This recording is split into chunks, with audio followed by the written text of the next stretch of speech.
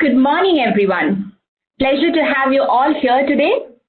I hope I'm audible. Hope everyone's doing well and being safe. My name is Jupitora and I will be the MC for this event today.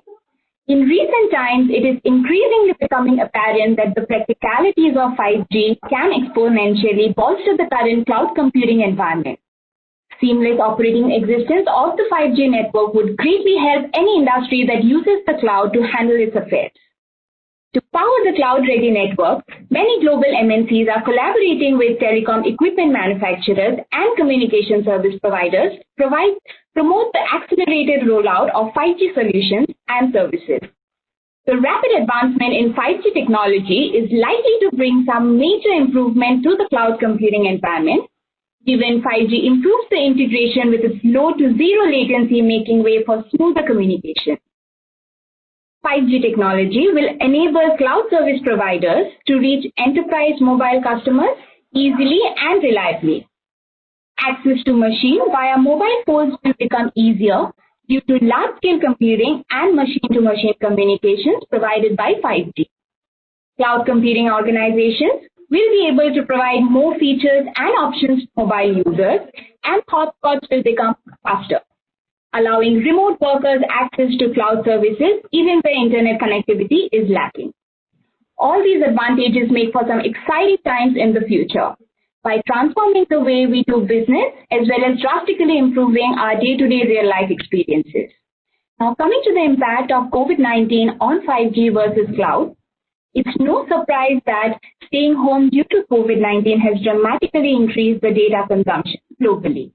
The remote working norms enforced due to COVID-19 outbreak significantly increased the adoption of cloud. COVID-19 has forced enterprises to increase cloud spend by approximately 50%, and over 80% enterprises continue to embrace multi-cloud and hybrid cloud strategies. Adoption of cloud ensures the dynamic allocation of resources during the spike in network. On the other hand, the pandemic marginally slowed down the rollout of 5G network technology as the service providers focus on network stability. However, the vigorous increase in adoption of remote working and digital communication has highlighted the need of 5G technology and advanced Wi-Fi adoptions worldwide. Demand of 5G technology is expected to rapidly increase in 2021, which is the expected year of 5G to be rolled out for devices, connectivity, and innovative services. With this context, I'd like to go over today's agenda and subsequently introduce the keynote speakers. In today's session, we have Chandramouli Sargo, Head FA Lambda Global AI Accelerator India from Ericsson, who will be sharing the welcome note. This will be followed by keynote talk by Dayavanti Kamath, Distinguished Engineer, Cloud Networking from Ericsson India, and Nirja Sinha, Director of Engineering from Intel India.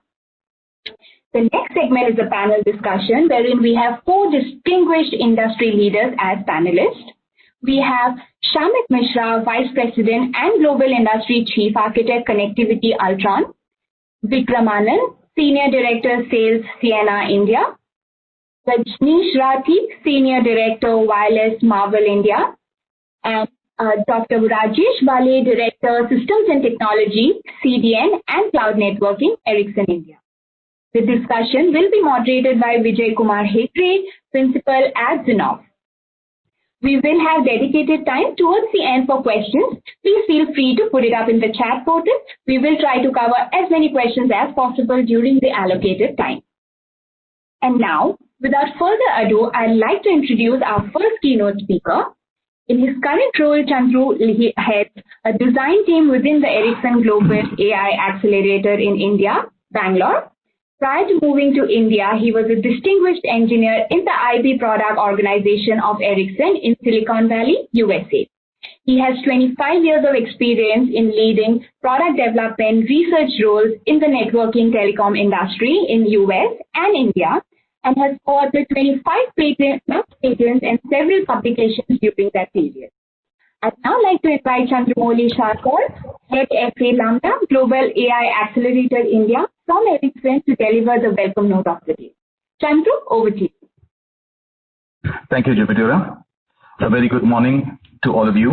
It is my pleasure to extend a very warm welcome to all of you to this virtual session on the confluence of cloud and 5G, reshaping communications and transforming industry. The evolution of communication infrastructure to the cloud should be common knowledge to most of you. Not too long ago, the norm in the communications industry was to build custom boxes with custom hardware, custom operating systems, and of course, custom software and custom management systems. That has been rapidly changing with the maturing of technologies such as virtualization and SDN, along with the proliferation of open source initiatives and open interfaces, which have steadily been paving the way for a cloud-based communication infrastructure. Now fast forward to 5G. Cloud-native technology and distributed computing are the key building blocks for 5G infrastructure, so much so that one can say that there will be no 5G core without a cloud infrastructure. At the same time, 5G will also have a big impact on cloud. 5G technology will enable cloud service providers to reach enterprise mobile customers easily and reliably. Our hotspots will become faster, allowing remote workers access to cloud, even in areas where traditional internet services are not available. But that is not all. The emergence of edge computing, especially the mobile edge enabled by 5G, will have a truly transformative effect on cloud by accelerating a shift to a more distributed cloud architecture. The highly reliable, high bandwidth, and ultra-low latency characteristics of 5G will lead to new developments that take advantage of innovations in both the communications and compute infrastructures. 5G will provide an edge to cloud, pun intended. So what is the implication of all this? What is the transformative effect that this confluence of communications and cloud will have? In Ericsson, we ran a survey where we asked 900 decision makers in large companies across 10 key industry sectors, spanning manufacturing, automotive, transport, public safety, to name a few, about the role they expect 5G to play within their sector and the problems they expect 5G to solve. More than 3/4 of the respondents, 75%, across a wide range of industries, predicted that their sector would be benefited by 5G.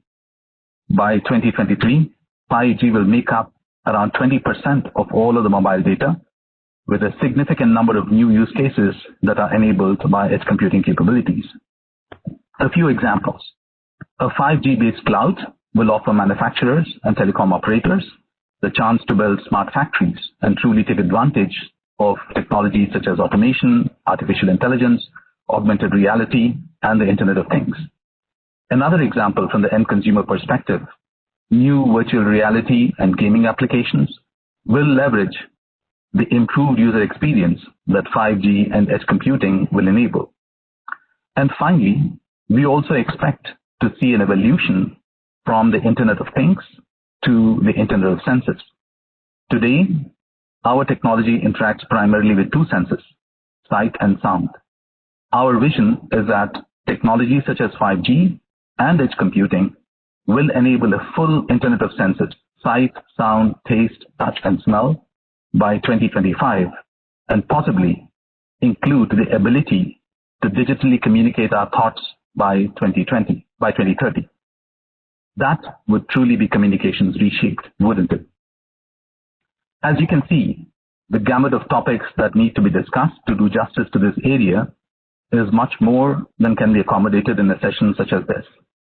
We hope that the keynotes and the panel discussion will give you sufficient insights to probe deeper into this exciting area of technology, which has huge ramifications for industry and society alike.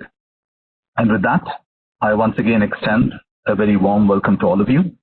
Back to you, Jupitora. Thank you, Chandramouli. Thank you so much for a talk that's definitely set the stage for today's session in an apt fashion. Before we move on to the next talk, a small note for the audience. If you'd like to ask questions in the following section, please feel free to drop your questions in the Q&A chat box, and we'll be sure to pose the same to the speaker. All right. So our next keynote speaker is Dayavanti Kamath. She is a distinguished engineer in the Systems and Technology Group at Ericsson India R&D Division. Daya has 23 years of experience in the networking industry, including positions at IBM, Riverstone, Networks, Cabletron Systems, and Four Systems. She is also a senior member of the team driving cloud networking solutions, architecture, design, and product development on the Ericsson Cloud Networking portfolio. Pleasure to have you with us, Daya. Over to you. Thank you, Jupitora. Thanks, Chandru, for setting the stage. Very excited to be here talking to everybody in this session today about 5G and all the things that we can expect in the next few coming years.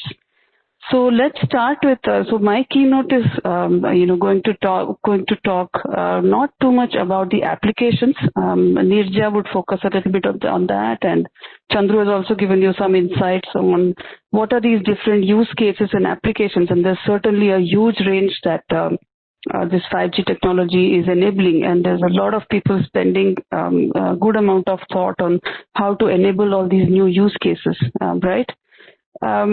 The common thing, I would rather focus a little bit in my keynote on some of the common components. So one of the main common components that are needed for all these use cases is, of course, radio and wireless, right?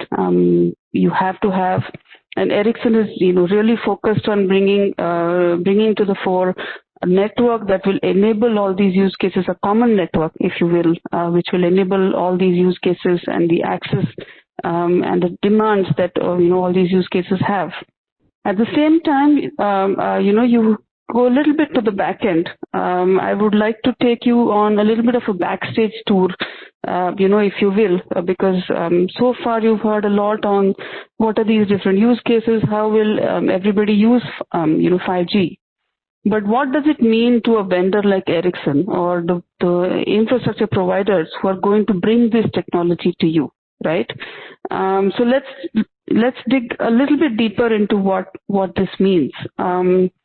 As from an operator perspective or a vendor like Ericsson, from our perspective, the cloud is basically getting reshaped massively for these type of deployments, and we're seeing new deployment models that come out. I'll give you a little bit of insight on what how we classify them and what are the requirements that we are seeing from these deployments, right? So first, let's go into the deep edge. Deep edge is basically the kind of deployments which have a couple of servers from the operator, 2 to 20 servers, not too many. That would be at the very, very entrenched into the application use case. So you would have these deployments right next to your radio antenna or on a factory floor and things like that, right? In foreign environments or hostile environments typically. So we have to worry about power and cooling because these could be very remote sites as well. So we have to now worry about power and cooling. These come to the fore as things that have to be solved, and security because the operator would not have as much control on this equipment as in the traditional data center. So this is where a very, very low latency applications, user plane functions would get deployed. And then a second category, which is called the edge, which is basically where the central office of the operator is located. This is a very exciting new area on how these deployments are shaping up, because you would have still very low latencies of the order of 5 to 20 millisecond round trip latencies available in these sites. And you would have probably hundreds of such sites per operator, right? With about a medium-sized deployment for a telco, typical telco, which is about 10 to 80 to 100 servers per site. Now, this is where we, as a telco vendor, would deploy a bunch of our 5G user plane functions. At the same time, you would see a bunch of enterprise and consumer low latency applications get deployed. And then you would also have OEM functions for deep edge, which could run into tens of thousands of sites, right? And then you roll back further, you have the traditional central data center or a sort of a national level data center, which would host, your full packet core or telemetry, analytics, virtualized functions, and, all the control and management functions for the packet core and other telco applications. And then you would also have breakouts for all of these into public cloud environments. So as you can see, when we were talking of 4G, we were primarily thinking only of the central data center, which was more of a static, one-time deployment, and you're done. And from that model, now we have to move to deployment models which have tens of thousands of sites, a lot more automation, a lot more agility, and a lot more intelligence on how the workloads will get deployed in all these sites. So that brings me to the main theme of this keynote, which is the edge computing evolution, and why these edge deployments are the new playground. Because as a telco vendor, we are looking to drive innovation in these edge sites with things like private LTE, 5G, a dedicated radio spectrum, low footprint core functions, as well as management functions that get deployed in these sort of environments. So we are reshaping our applications to work in these type of deployment models. At the same time, you're seeing players like hyperscalers. They want to drive innovation in these deployments with enterprise and consumer applications that can run on their platforms, that can be managed by their platforms. So all the new use cases for augmented reality, all the low latency, high throughput applications. Hyperscalers want to have a good presence in these environments where they can enable now, all the exciting applications that we have been talking about. So what does this mean? So you have a common infrastructure and you have the mobile network operators or the CSPs. You have telco vendors and hyperscalers, all of them focusing on this one environment and how to enable, 5G from different perspectives in these environments.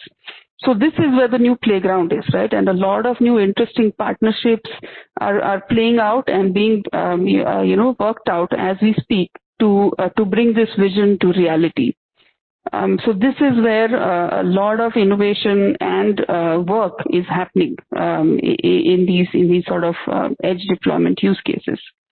So one common theme, if you look at is hundreds of operators, tens of, hyperscalers / medium-sized cloud providers and telco vendors. For all of these to interoperate well and play nicely with each other, open source and stack neutrality becomes very key. You need open standards to make sure there's no sort of explosion and it all becomes much more easily manageable. So this is where a lot of innovation with network, automation and these type of use cases are coming together. So what is Ericsson doing to, how is Ericsson enabling some of these applications? So Ericsson has a complete sort of end-to-end 5G platform where all these use cases are getting enabled with automation. We have the BSS systems, management and orchestration systems, as Chandra mentioned, things like AI and workload automation and intelligent automation are being built into these layers. The 5G access, transport, cloud core, and communication. All of these running on a common infrastructure, along with now the applications space and applications that are enabled by hyperscalers. All of these are getting enabled on one common platform and one network. I'll give a brief insight into how these are changing for different edge sites and different deployment models. So if you go to the traditional central sites, you would have your virtualized infrastructure with, let's say an OpenStack or some VMware or some of these, virtualized layers running on the hardware infrastructure, and a few containerized functions are playing out. When you go to edge sites, this ratio of containerized to virtualized functions probably increases in favor of containerized functions. And you may have network functions that are in transition that will run in a hybrid mode with containerized as well as virtual functions. When you go to deep edge, that ratio skews a lot in favor of containerization, right? It is given the lack of infrastructure space. You're basically running on a 1 to 2 server environment. It needs to be extremely efficient and extremely well automated and very agile. So we're seeing basically the deep edge sites would be primarily containerized sites. And so I hope that gives you sort of an insight into how, on the back end, as from an infrastructure and provider perspective, what are some of the use cases that are being looked at by Ericsson as well as others. Certainly, Ericsson is at a bleeding edge of this technology, and the numbers on the screen speak for themselves. We have a lot of experience in this area and are working to improve things as we speak. Ericsson has a large presence in ICT as well as 5G technology, and we're very excited to work in this business and at this juncture of time, and bring be part of this journey to enable these new use cases that we will continue to talk about today. Okay, so that's it from me. If there are any brief questions, Jupitora, or do we move on to the next keynote? Let me know. Thank you, Daya, for highlighting the areas where companies can capitalize on 5G and for taking us through a very detailed insight into how Ericsson has achieved this. So far, we haven't gotten any questions yet. Small note for the audience: if you'd like to ask questions in the following section, please feel free to drop your questions in the Q&A chat box, and we'll be sure. We have got a couple of questions. Just sent it. Yeah, so maybe I'll take that quickly since we have a couple of minutes. So Ravi Kishore is asking, what gaps do you foresee in the immediate future from the context of support and tooling required for functioning of 5G? So the biggest gaps, I think, are automation, right? This whole network needs to be extremely agile and very malleable. So CI/CD and DevOps sort of models that have been popular, in the enterprise and other environments, but not so much in telco so far. Those are making, inroads in a big way. And also end-to-end automation. How do you enable automation between all these different sites? How do you manage them in a common way? And how do you intelligently deploy your workloads across all these sites? So that's where a lot of machine learning and AI is going to come in and influence how this gets done efficiently. The next question is, for the people who have limited exposure to 5G models, can you give some inputs on range limitations, country regulations? This might take a little bit more time to answer a broad question like this. But definitely, there are, Ericsson plays in 180 countries and has been for years and years now. So all of these things do get factored into each and every deployment that we go with. There are certain standards, maybe I can answer offline on where on that are working on how these country regulations play out. Range limitations, I'm not sure, but I guess you're talking about the frequency ranges that 5G addresses.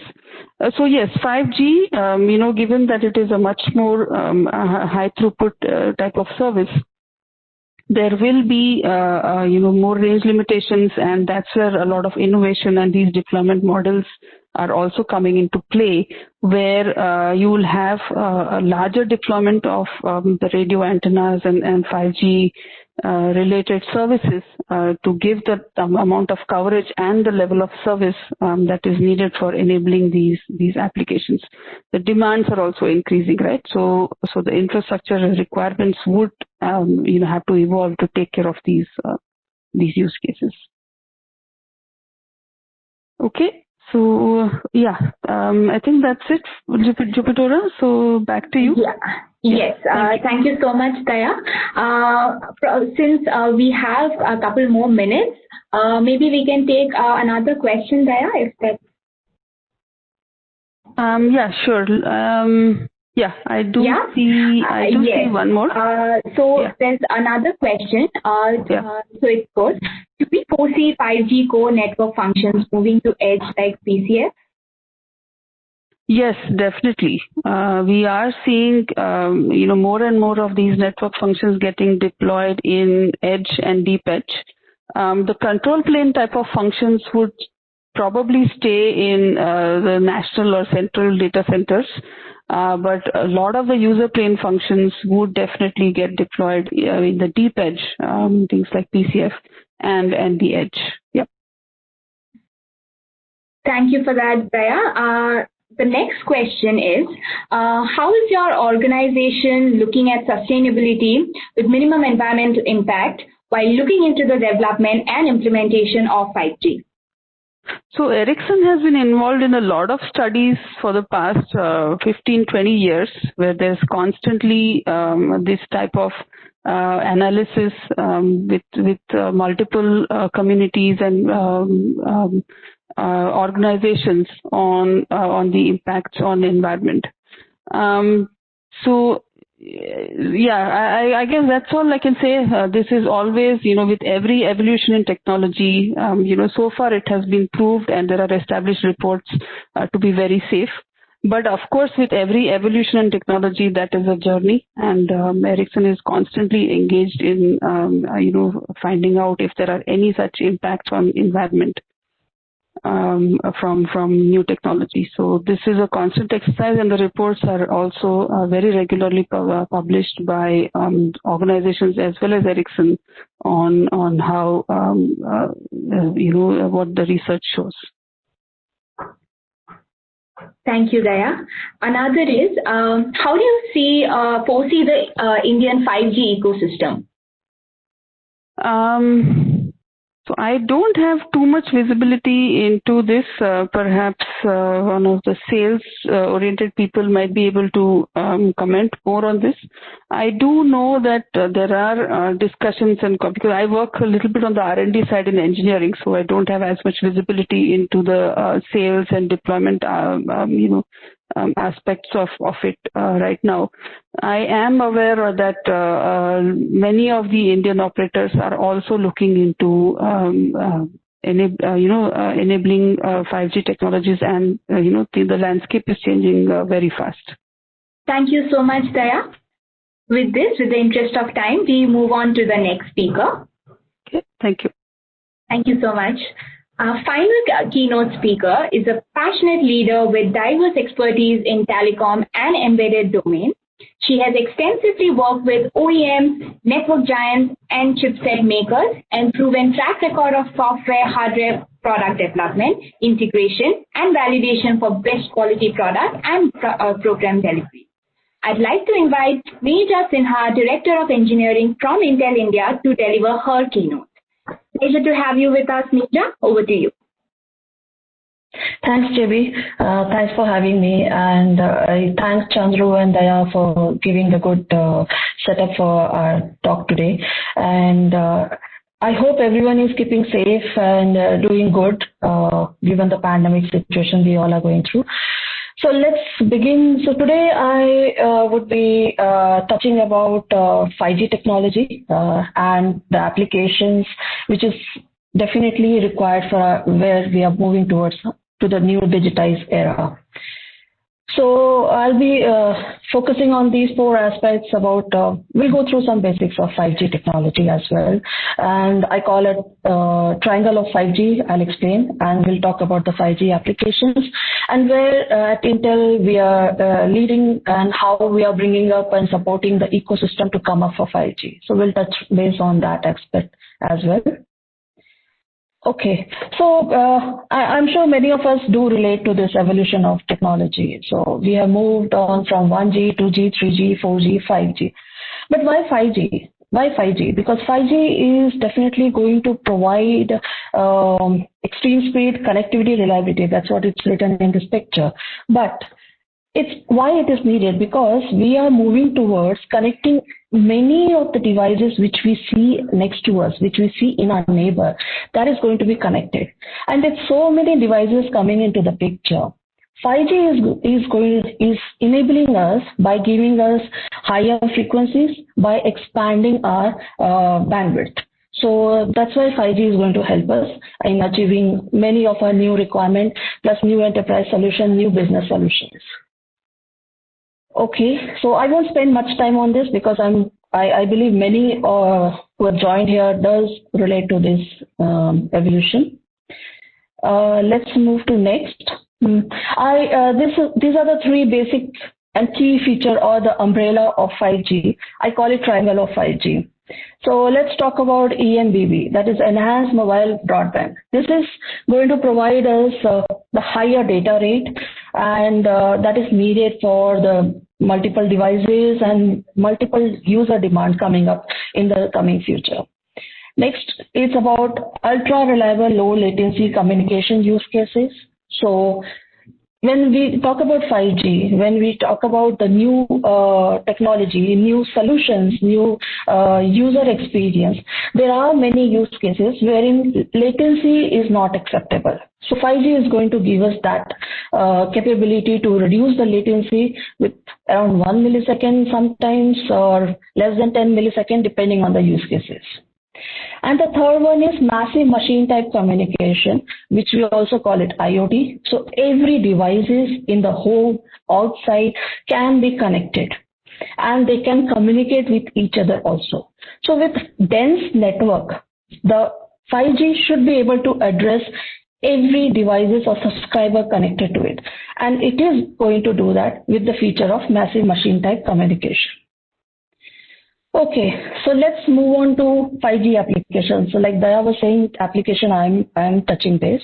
So I found a very good picture, an article about the 5G application, and I am using the same.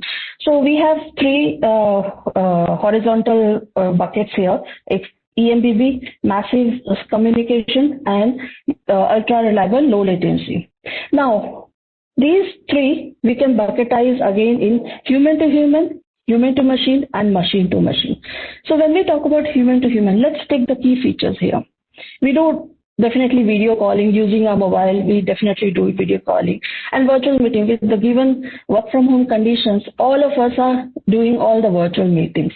Now, this has also generated one aspect, one key sector, which is the education sector. Every single children is having laptop or mobile phone in their hand. And this is going to enable us furthermore by reaching out to the remote locations where education system is very less. And this is how our EMBB is going to support us. Now, in human to human, when you talk about massive scale communication, everyone wears wearables. Social networking is very huge. But with the number of subscribers increasing in the coming years, this becomes even more critical. It will be dense networks, and this is going to help us to address every subscriber, address every devices. Now, in human to human, there is one critical use case, which is about the public safety. And public safety, which is the emergency services, in which latency is not acceptable. And 5G, how it will be done, I'll talk about it in next slide. And Intel is working very closely with many partners in this. So public safety has become very critical, and how immediately it can support to the situation land. That is where 5G URL LLC is going to ultra reliable low latency communication. Okay, let's talk about human to machine. Human to machine is, let's take the fixed wireless. Right now, everybody has mobile, laptop comes with Wi-Fi. We know that there are many laptops or tablets coming with 4G. Now, in the future, Wi-Fi 7 is coming, which comes with the feature which is very similar to 5G. How the seamless connectivity between these two? Suppose on a highway you are going, you need to have good 5G connectivity. You come home with Wi-Fi 7 or Wi-Fi 6E, you should have the same seamless connectivity. And this convergence of Wi-Fi and 5G also is going to get enabled with human to machine in EMBB. And we definitely know about the smart homes, smart cities, healthcare monitoring with the Fitbit kind of wearables and many other smart watches coming in. You definitely have healthcare monitoring, lots of data going to the server, getting AI and machine learning enabled, and supporting doctors remotely for the healthcare monitoring of the particular, of the respective patients and citizens. Now, in human to machine, the critical use case is about the remote surgery, which cannot have the low latency. It should have low latency. So consider a case where healthcare system to the remote location or rural is not available, or doctors are not available to visit that location. Having the capability of remote surgery with the robot, doctors will be able to perform the surgery needed, will be able to perform, will be able to give all the attention required for that particular location. And next is vehicle to pedestrian. Now, vehicle to pedestrian communication, it cannot take all the data from vehicle, go to the data center, do all the machine learning AI algorithm and give it to pedestrian. By that time, the risk foresee would already have occurred. So in this case also, latency is not accepted. Let's talk about machine to machine. So when we talk about machine to machine, we know that mobile cloud computing is very popular because everything is going to the cloud. In fact, RAN, the network, radio network, is also going to the cloud. vRAN, we call it, or Cloud RAN, we call it. Reason, we cannot have hardware infra setup in every location. This cloud network is going to support that to address the dense network. Now, video monitoring, video sensor is another particular use case which is needed, especially in the industry as well as in the remote location, everywhere. And let's talk about, in this, I want to address the industrial automation. Industrial automation is a key use case which is going to benefit from 5G. Now, industrial automation, there are multiple use cases like supply chain automation, process automation, the robotic automation. So the address to these automation and consolidating the data on the network, giving all the algorithm, making the process stabilize, that's what industrial automation is going to do. And there are cases for ultra reliable low latency, wherein the risk is foreseen or there is a damage seen in the production. Rather than collecting all data, sending it to the network, finding the solution, then downloading, it's going to stop the production. To help to address that, we can have we'll talk about edge computing. Edge computing is going to help us, wherein the immediate solution can be identified from using edge computing solution, and the industries and the production can continue. And it's going to solve lots of problems from our industries and the manufacturing section which we see. So these are the highlights on the 5G applications. And I would like to move to next one, which is about Intel in 5G. How at Intel we are taking 5G as one of the critical part of our vision, and it's our mission, and how we are supporting our partners to bring up the infra.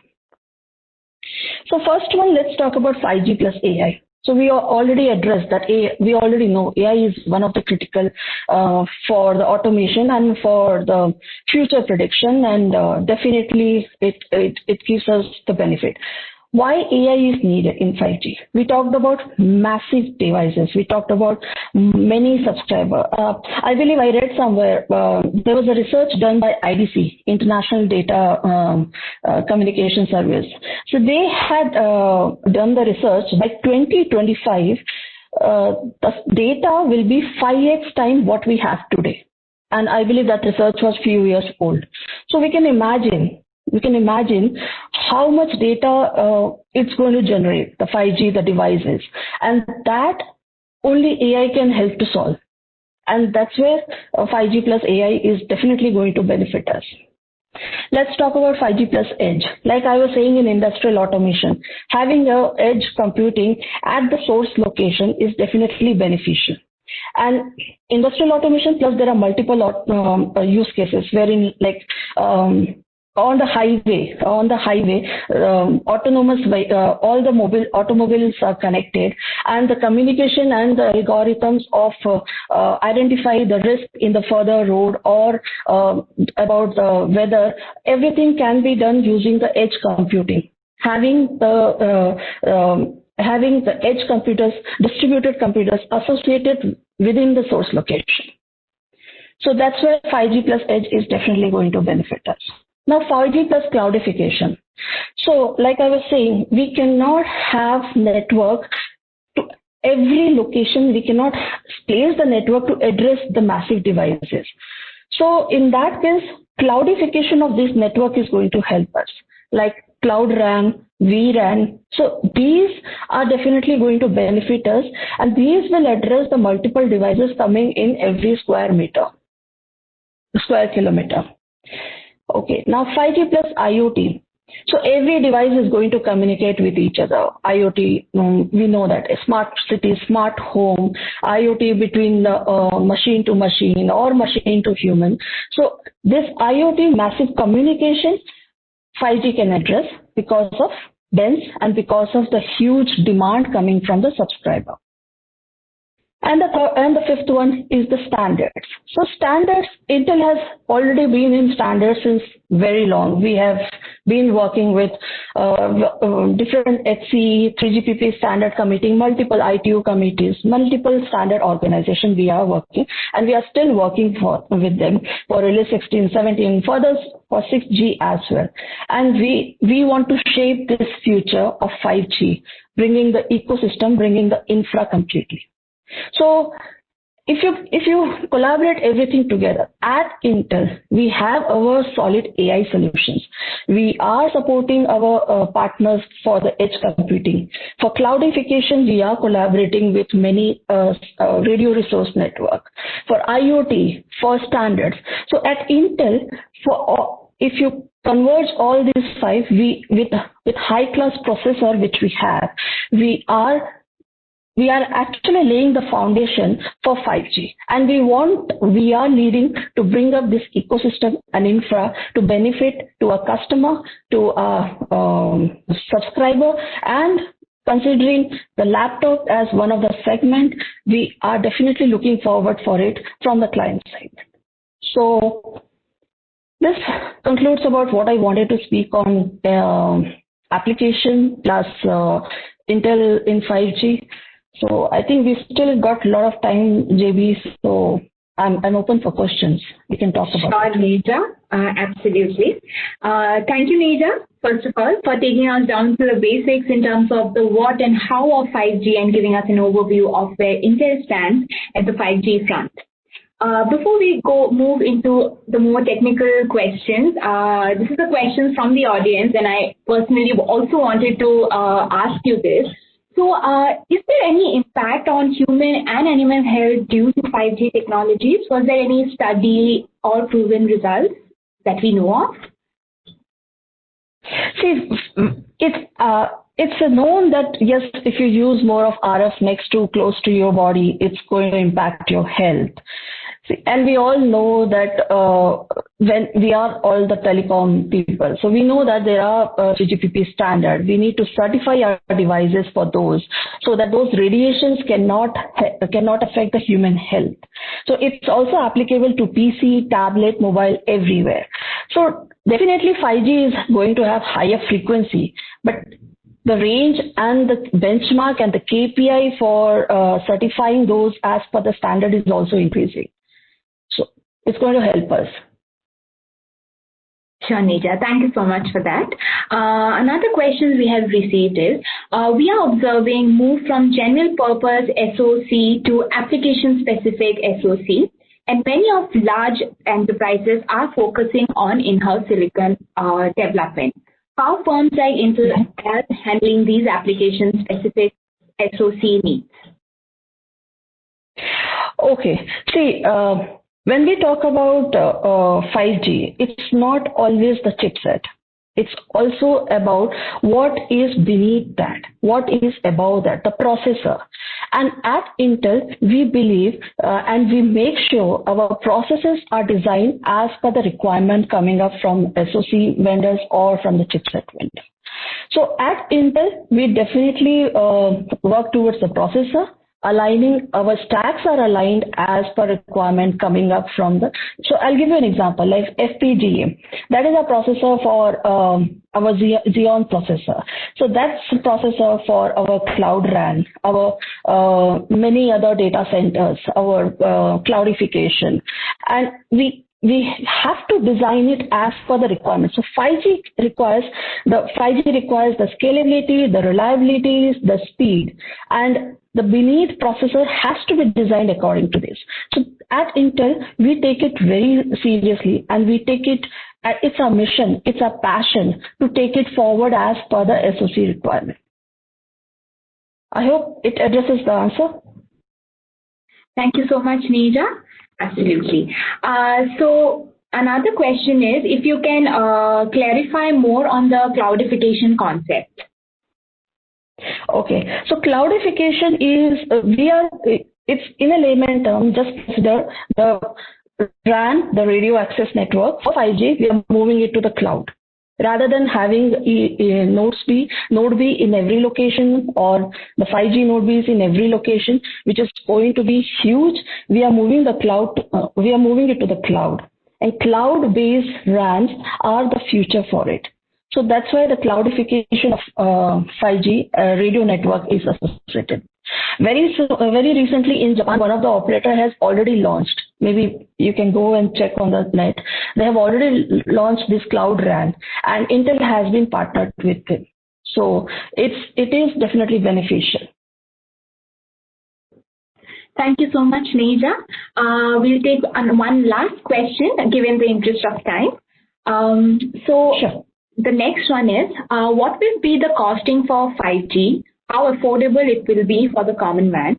Already the Indian telecom operator suffering on the ARPU, whether it will increase the ARPU. Okay. See, 5G, there are various devices in 5G. If you talk about mobile, which are already launched by many big OEMs, definitely I foresee, this is my perception, definitely in future from the mobile segment as well, we will get 5G, which is reachable with 5G devices, which is reachable to many segment of the market. And if you see 5G is not just mobile. 5G is about the devices. We talk about the devices like we all talk about the car, we talk about the video camera, we talk about multiple devices which you can see. So that getting connected, I'm sure many people would be able to afford it. And slowly as the technology evolves, we can see there will be competition among the operators, among the OEMs, which at the market segment, different market segment, it is going to help.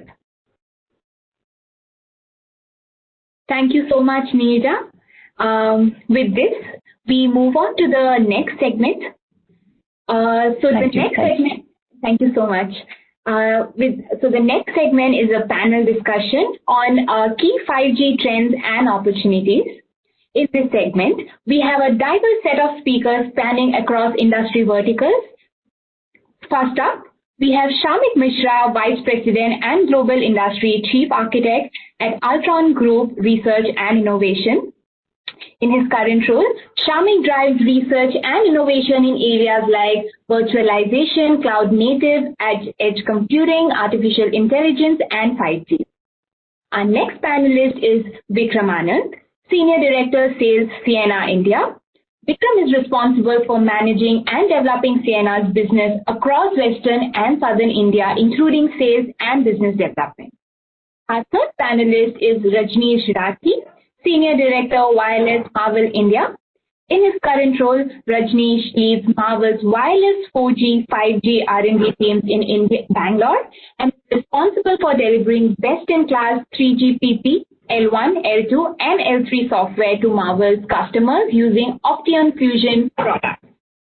Our final panelist is Dr. Rajesh Balay, Director, Systems and Technology, CDN and Cloud Networking, Ericsson, India. In his current role as a technologist, Rajesh is engaged in building cloud infrastructure products for 5G core deployments. The chair for this session is one of our own, Vijaykumar Hegde, Principal at Zinnov. Vijay, over to you. Thank you, Jupitora. And I like to thank all the speakers to set the right context before this panel discussion, and mainly Chandra, Daya, and Nirja.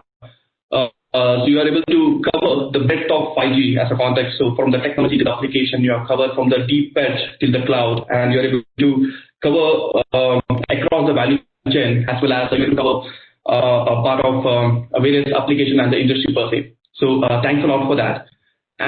And good morning once again, and I welcome all the panelists to this session. And we have a fantastic set of panelists today. So here we have each leader here comes with over almost 2 decades of rich experience in the breadth of telecommunication industry. I can see that they are part of the complete technology evolution. They have either architected, designed, they developed or managed development, deployed, and they have sold a range of products and solutions, starting from the first generation 2G, CDMAs, UMTS, 3G, 4G, and now I think most of them are focusing on the 5G and various application into it. So it's my pleasure to have you all as part of this panel discussion. So let me just start the panel discussion with Vikram. Okay. Vikram, so I see that you have been associated with multiple telecom equipment manufacturers. You have been with many software and technology providers over the last 2 decades, and you have been very close to the end customers, that is operators or the service providers and even the enterprises, and you are selling into them. So you have been observing them very closely. And during this pandemic, over the last 8 months, what we have seen is during the early days, we have seen an unprecedented adoption of cloud, data, media, and there was a high spike of the network traffic. It is not only in US, Europe, even in India, we have seen that. So we'd like to understand from you how you have seen the operator, the end customer of you, were able to adapt to this, and want to understand how the equipment manufacturers and the technology providers were able to assist operators to adjust this sudden change of age. Sure. Hey, morning, Vijay. So thanks for having me on the panel. To your question, right, I think telcos have been working through this lockdown and the pandemic period, right? They've primarily focused on ensuring that the networks remain operational, right? And, the load which these networks have seen coming in from residential broadband service providers, right? The traffic moving on to the cloud. I think they did a superb job in making sure that the network uptime was maintained, right? They also at the same time built capacities, right? And, what they did was, they built sufficient capacities even during peak lockdown to ensure that future growth will not be, will not be basically affected, right? And maintaining uptime, I mean, I can tell you that after the doctors and the cops, right, we really saw the telecom professionals from these service providers on the ground as true COVID warriors, right? I've personally seen that with my broadband service provider. From to the next part of your question, from manufacturers and OEM providers, especially like Ciena, I can tell you what we have done, right? We've supported these telecom service provider partners during this period by maintaining our supply chain machinery on, right, so that we could keep their capacity build-outs in place that was not impacted. We had our support and operations staff working not only remotely but also on site whenever required, because telecom was essential services. And we had our implementation teams geared up to support them in their projects of building these enhanced capacities so that end users like consumers like us and enterprises and cloud providers were not impacted. And, telecom became the necessity and the lifeline of, our day-to-day lives during this COVID period. Okay. Thank you, Vikram. Let me move to Rajneesh. Rajneesh, I see that you've been part of majorly the wireless technology and its evolution over last, I would say, 20 to 22 years. and you have been part of, you have architected, designed range of products. So across technologies, which I just spoke about, from I think 2G till I think now into the 5G. And you have been working across, I would say, the players across the value chain as well, now in Marvell. So I wanted to understand from your side, what aspect, because you're part of the complete evolution, what aspect of this evolution has fascinated you? Good morning, Vijay. Actually, we saw that slide from Nirja on how the mobile phone shape has evolved, right? From the first generation of phones to now. People normally see what they see, right? But from the network perspective, I would say people probably may not have that much of a know-how. So it's actually not an evolution, it's actually a transformation in many, many ways. A few simple examples, right? The way I see it, right? Initially, we used to have all type of interfaces that would connect so many nodes together. If you would have frame relay, ATM, LabD, you name it, and it would be there. And now everything is very simple, beautiful, all IP. Very, very simplification of what used to be complex. If you see the way the products were getting designed, we used to have a lot of custom ASICs. And ASICs will just do what they're supposed to do in that tiny part. Your board designs would be very complex with tens and tens of components coming together to do something similar. And now we have off-the-shelf or custom specific ASICs, or let's say the silicon, right, which can take large volume of capacity, and they are high performing, and they actually consume less wattage, right? So your overall cost to manage a telecom infrastructure from the radio access perspective has drastically gone down because the cooling requirements have gone down. Let's take another way, right? When I do remember, right, when I was supporting AT&T and Verizon, when we used to do network upgrades, our heart used to be in our mouth because we don't know what will happen. We are doing a software upgrade, and people used to be sitting all the way in the night, keeping their fingers crossed. Everything should go fine, and sometimes it will take maintenance windows, sometimes it may go beyond. And now people don't even talk about the network upgrades because it just happens because the whole software is becoming complex, but at the same time, it is becoming simplified from a lot of things that used to work very drastically different in the past, right? Take another case, let's say, I think Nirja talked about the CI/CD, right? 3 years before, we all used to think, okay, I have a release to do. I need tens and tens of people working over a month, right? Now, we have a capability to deliver new software release practically every single day, even in complex networks like Airtel or AT&T, right? And we have been doing this in the team, right? Let's take another example, right? We never used to like the kind of radios that we used to say, because from a user perspective, what we see from the infrastructure perspective is the radios, right? Now you look at some of the beautifully crafted radios. I would say they are as nicely crafted as what you would see in an Apple iPhone from the design perspective. A lot of companies have done fantastic job just to make everything look so good. So from my perspective, right, though I'm simplifying a little bit, but I don't know who are the participants over here. So I think the network side of whole 5G or 4G has evolved, or let's say transformed drastically. And I believe the transformation is not yet over. We have a lot of work to do with respect to bringing the low power from the access network perspective, right? The cost to process a bit has to be as low as possible. That is where a lot of Marvell's product really comes into play, both on the access and on the edge. And then you have to take as much things as possible on the cloud. So from my perspective, right, previously we used to have a heterogeneous network. Now everything is either moving towards SoCs, towards the radio, or they are moving towards cloud, right? So there's the biggest transformation that I've seen in the last 20+ years of my career.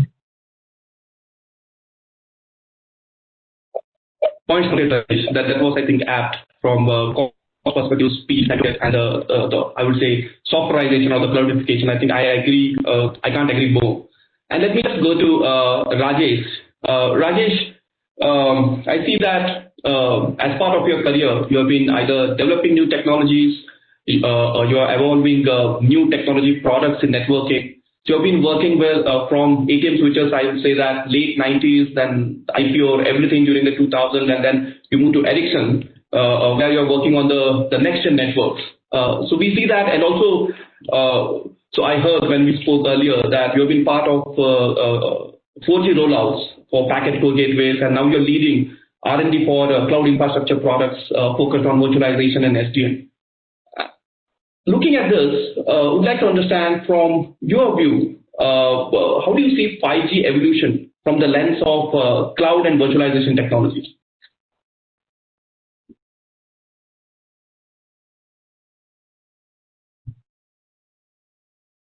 Rajesh?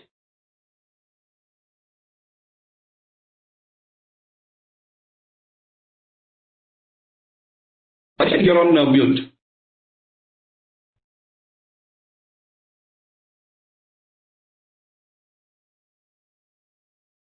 Okay, looks like there's some lag from Rajesh and Jupitora. I hope you're able to. I'm audible, yeah. Right? Yeah. Yes, Vijay. Yeah, you're audible. Yeah. Good morning, Vijay. Thanks for having me on the panel here. I hope you're able to hear me.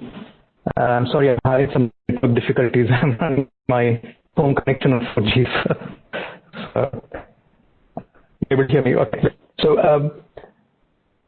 yeah, I think, when we look at, the 5G evolution, I think every technology evolution brings in some promise and, key improvements and benefits. So beyond looking at the improvements in the cost of ownership for an operator or the operations efficiency, I think the efficiency in the market is going to enable. We've heard Daya and Nirja talk about them a little bit. So fundamental to all these transformation, for this evolution and bringing 5G to the market is the cloud virtualization.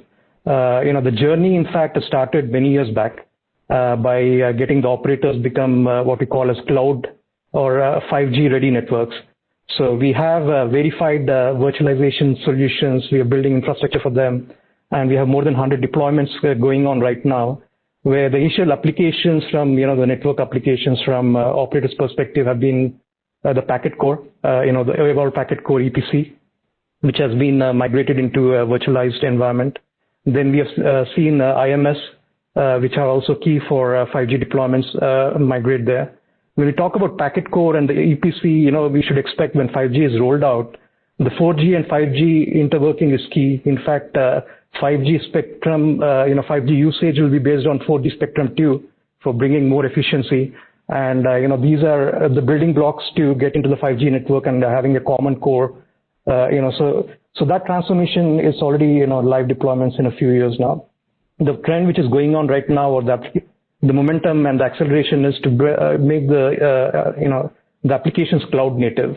And that, the trials and the early deployments are taking shape again for, network functions which are more packet core centric or the IMS to start with. Radio or RAN is going to start, once, maybe in a few years out. And before that, what we also spoke about of the network deployment models is changing because of the virtualization needs of 5G. It is not any more central deployments. You need to go closer to the edge. And so we are having these deployments taking shape. And key to all this is, the cloud infrastructure and the technology related to these deployments, virtualization in cloud. So we see, the evolution is starting to take shape to provide to and cater to the new existing, telco applications. But like I said, the promise is about building newer ecosystems and newer applications. So the partnerships in this area are also taking shape, like how Daya had covered.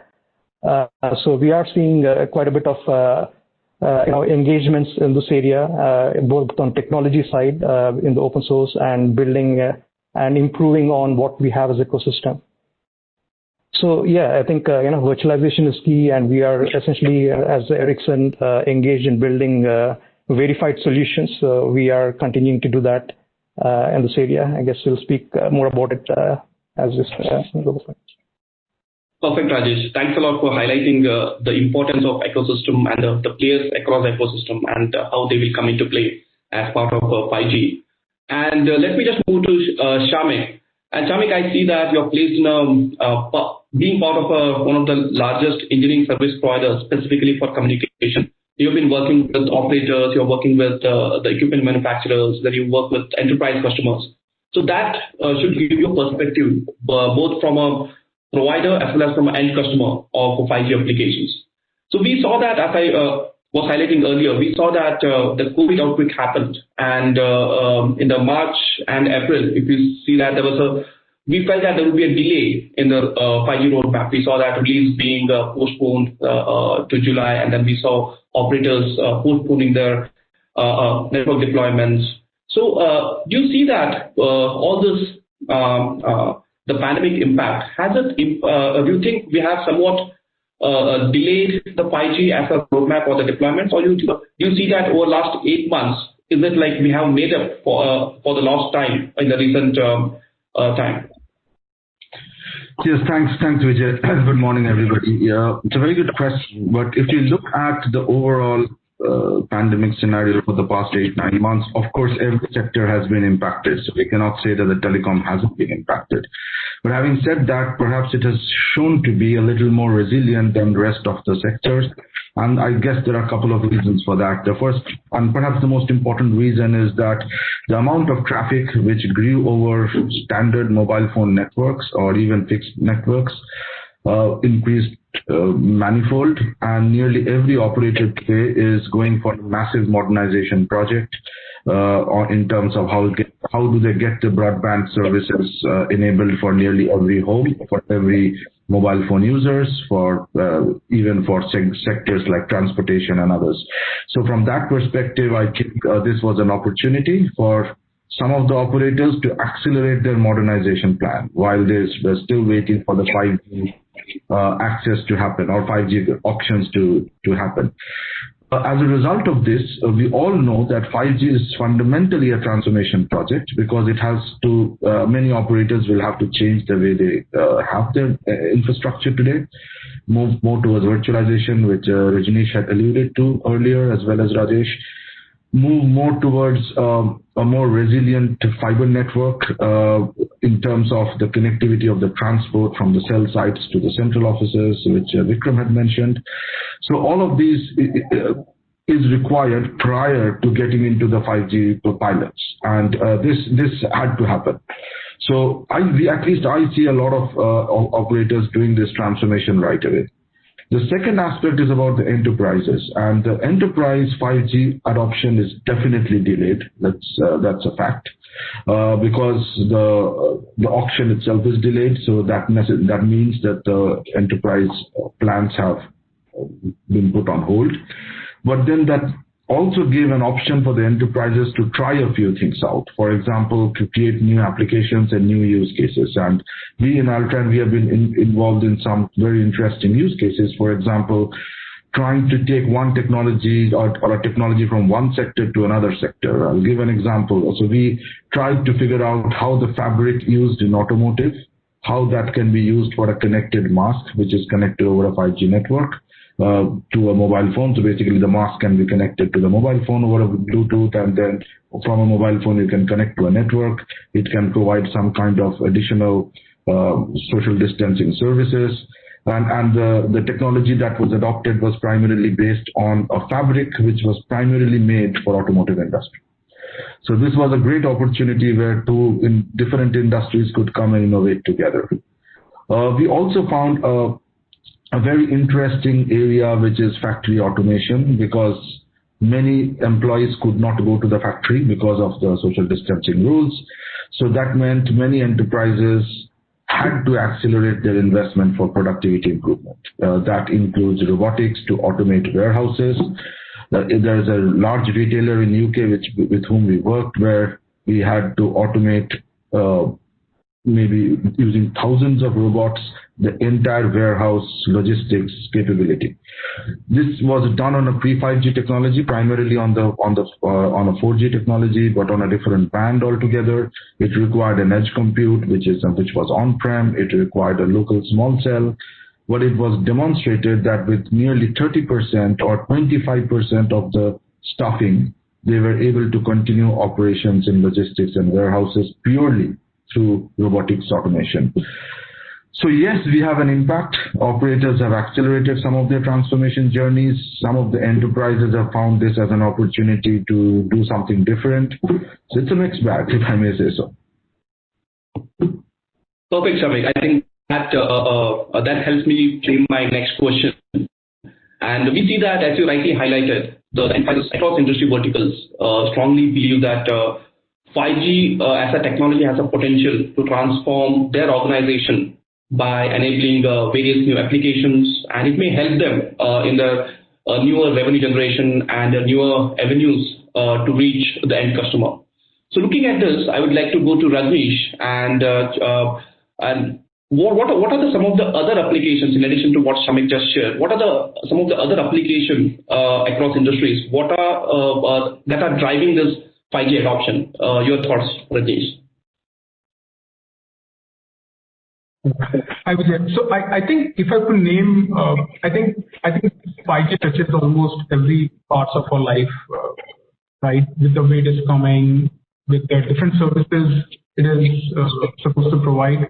But I think the three key verticals that comes to my mind that probably will go through the fundamental change and will bring in more streams of revenue is first will be the manufacturing, right? And combine them with massive IoT is one thing. I definitely believe that it is just a matter of time where every manufacturing unit, no matter what sector it operates in, it would employ massive IoT. It could use 5G just to upkeep the overall health of the plant.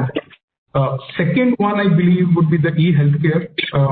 I think the healthcare is set for the biggest transformation that we have seen, right? There is a huge advancement that has been seen on the medical, but really bringing in the robotics that mentioned by Shamik, right? Doing remote surgeries. Or one simple example, which I would like to say again, right? That the question that asked me, one single application that I would believe should happen now is, okay, the nasal swab test that we are doing for a COVID patient, if it can be done without a human contact. But that can't be done just by, let's say, a 4G, right? You need a complete backend network to make sure that you have the infrastructure there so that all these data can be collected, parsed, analyzed, and so on, right? So that's one. And the third thing would be, I think the autonomous car, automotive sector. I think these three are the one that I believe would be basically driving the growth from the enterprise perspective largely. Then there are many, right, about the video surveillance and so on. But I think from the scale perspective, I think these three probably would be driving the bulk of it. That's my perspective. Perfect, Rajesh. Perfect.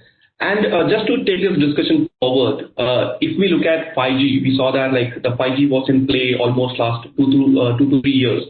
And we thought actually 2020 would be a year of 5G. And then the COVID happened. And considering this and the enterprise use cases, what just we spoke about, I go to Vikram to check. Do you see the enterprises which were planning for many 5G application proof of concepts and the deployment and tests? Do you see any major shift in their approach because of the COVID, which happened in last a couple of months? Vikram? Yeah, so I think, Vijay, Shamik and Rajneesh have very well put it up, right? I mean, the enterprises do recognize that, they need these customized vertical-based use cases to help drive specific applications only for their particular sector or their particular organization, right? For example, connected manufacturing. I mean, if we had connected manufacturing, lockdown really wouldn't have impacted the economy the way it did, right?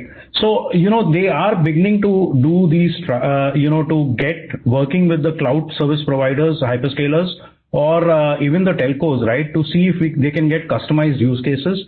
And as Shamik rightly pointed out, it's not just about 5G, right? I think many telcos, even in India, do believe that they can, use network slicing from a 4G perspective and launch these vertical specific use cases.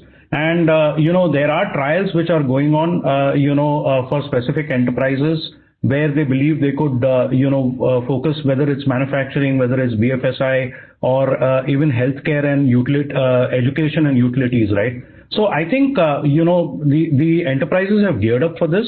It's just that, the telcos at the back end are also focusing on getting their automation story right and the network slicing and the cloudification of the edge, right, to offer these low latency services. Because these use cases require low latency, right? So I think they need to be closer to the customer. So all that's happening on the ground, yes. Perfect. Thank you, Vikram.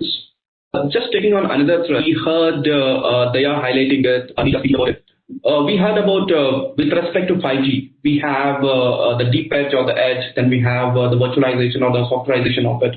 And the third one was with respect to the cloud.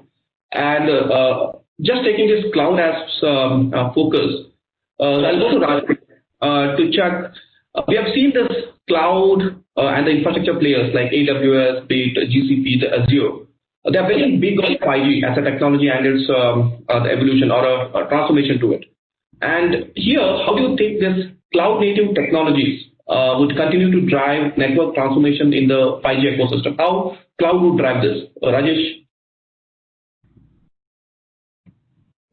Yeah, I think, fundamental to 5G,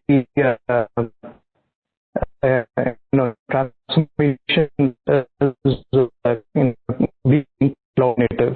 If you look at even the standardization of 5G, if the 3GPP standards have microservice-based on microservices and services, its network functions, with the assumption that will have to be utilized, they will have to be placed in different locations, and to enable the kind of applications we are talking for the future and the kind of networks and private networks and dedicated networks.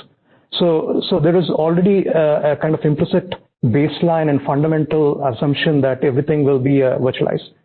So being cloud native is essentially a kind of a given. I think it's about the transformation journey. Requires that we first move into cloud native with all the network applications to be cloud native. So in some sense, companies like us, vendors like Ericsson, are becoming cloud native software providers, software vendors.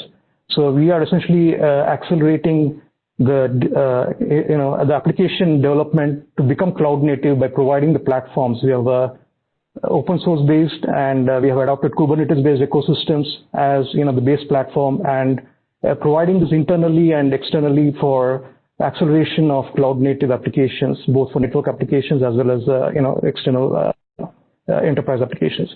Right. So this journey, I think, when we're talking about how cloud native is shaping it, I think there's quite a bit of ecosystem already present. Like you mentioned, the hyperscalers have done this work for the enterprises and the IT side. There's a lot of it. We are going to leverage it to bring in the efficiencies, right? Automation being a big part of it. We spoke about it in the earlier sections. So, but also, I think when we talk about carrier networks, there is carrier grade requirements, the low latency requirements, the reliability of the networks, the security, the network efficiency. All these requirements have to be something which have to be met with the new infrastructure built on cloud native. So these are the areas where we end up spending a lot of time right now, building verified solutions with the kind of expectations in the network qualities, and enhancing the cloud native infrastructure over time to meet these kind of requirements. This is just stepping stone into transformation of our existing network functions to run the networks.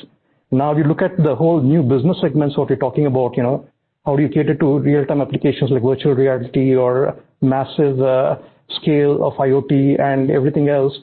Is just a journey which has just started. I think, like we mentioned, cloud native is just the starting platform. The requirements to do the network slicing or all these applications would be bringing in new technology evolution in the cloud native space itself. So this is where we come in terms of understanding the operator side of the requirements, the radio side of the requirements, and how the networks are deployed, working with and collaborating with the hyperscalers, for example, in the deep edge and the edge sectors. One example is we recently announced for Telefonica Germany how we are collaborating with the AWS to provide the whole 5G core. So these are some of the examples, which we can see happening more and more in the future. The collaboration, how do we accelerate the deployment of 5G, and everything, in some sense is based on cloud native. So yeah, I think just to give a flavor for all these applications, I think what we're trying to also do as what we're doing in Ericsson R&D India is to provide verified solutions, cloud native infrastructure for the operators to build on with all these deployment types. Yeah. Perfect. So point taken. And also now I'm just looking into the questions what I have received from audience. I see that I think major part of the questions are looking at partnerships and collaborations. And here I see that in developing these 5G applications, which are across industries, across various specific needs of each of these use cases, we see that the collaboration-led innovation is very essential. One is to control cost, second is to improve the time to market, and the overall and to reduce the overall effort. So considering this, I'll go to Shamik to check what are the top areas of collaboration between the ecosystem players. We spoke about, I think, a couple of them, and you come from a system integration and also helping the augment the engineering R&D part of it. So we'd like to understand from you, what are the top areas of collaboration as part of the 5G transformation? Great question, Vijay. Let's take a step back and figure out how the overall wireless mobile telephony journey had been. Every generation had one kind of I would say, use case or a killer application or whatever you call it. Right from 2G when SMS was somewhat transformed the way we use mobile phones. 3G brought in data, but we still didn't know how to consume data on mobile phones. Remember those old Symbian phones, you virtually couldn't, even browse a simple website. Then, of course, the things changed with Apple coming out with the concept of apps. And those apps meant that we now knew how to consume internet on phones. Prior to that, we really didn't know how to consume internet on phones. With 4G, the data speed increased tremendously, and we saw the rise of companies like Uber, which is primarily a mobile phone-based application. It is meant for people on the roads to hail a taxi, and this company is driving their entire revenues based on mobile telephony without actually owning any taxi. Same with the Airbnbs of the world. So a new kind of business ecosystem got generated over a period of time from 2G to 4G. So what will be that application in 5G? Now, I don't think we know that yet. But it has to come from the developer ecosystem, like Uber's came out. It came out from application developers. The average developers who can think differently will be able to figure out how to use two important things of 5G. One, how to use this massive amount of data that's coming in, and then how do they use the proximity. That's edge computing, how close they can be to the device users, and how they can use location and edge computing as a service. But here's the provocation. The provocation is that most network equipment providers as well as operators do not know how to work with application developers. That's an area where the cloud players have done it. So if you look at the amount of effort, money, and time Amazon or AWS spends on their reInvent event or Google I/O events, how developers are attracted towards that, what you need to do in order to build these use cases in a larger ecosystem, unfortunately, no operator or network equipment provider can do that. So the obvious thing is that the developer ecosystem is existing in the cloud. The developers have selected that platform, which is cloud. So the collaboration is essential for operators, at least, may not be network equipment providers because they are more focused on the network side of things. But from the operator's perspective, if they have to really build applications, they need to reach out to this larger community. There has been some initiatives. For example, in GSMA, we have started a group called Operator Platform Group, which I happen to co-chair, where we are trying to reach out a larger developer ecosystem to see what their requirements are, to make them as the central player in this. So to answer your original question and why I made this background is the provocation is that unless there is a collaborative model between using general application developers, we won't build use cases. Just to give a final example, we built a use case for a Formula One circuit where each Formula One manufacturer was sending exabytes of data during every lap in the Formula One circuit to a cloud. It was a massive cost because, as you know, cloud works like a post office. If I send a letter to you, I'll pay for it, right? I have to pay for the postage. Similarly, the manufacturers or the circuit owners were paying for the data.